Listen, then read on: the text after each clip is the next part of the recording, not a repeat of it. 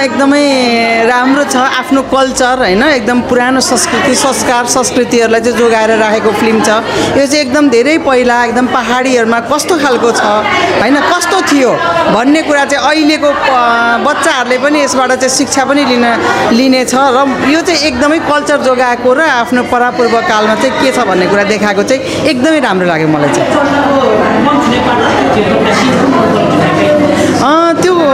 वास्तव भन्ने हो भने अब अलिकति त्यहाँ चाहिँ सबै कल्चरहरू सबै जात जातिहरू मिलेर बसेको हैन अब त्यो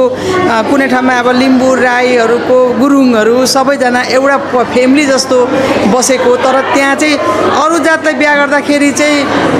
अलिकति त्यहाँ काफ्ले परिवारमा चाहिँ उनीहरूको कुल बिग्रेको भन्ने कुराहरू पनि देखाएको छ हैन तर त्यो पहिलाको संस्कारमा त्यस्तो खालको थियो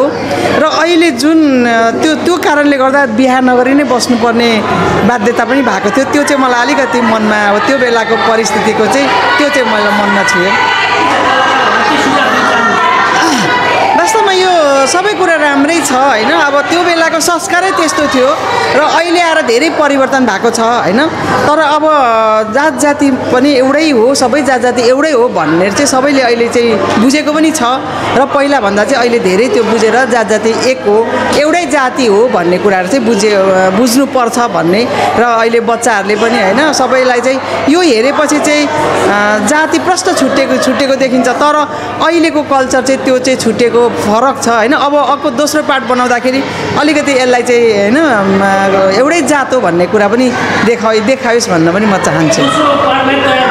दोस्रो पार्टमा चाहिँ एकदम यो जात भात चाहिँ एउटा पहिलाको यस्तो थियो र अहिलेको यस्तो छ भन्ने कुरा चाहिँ अब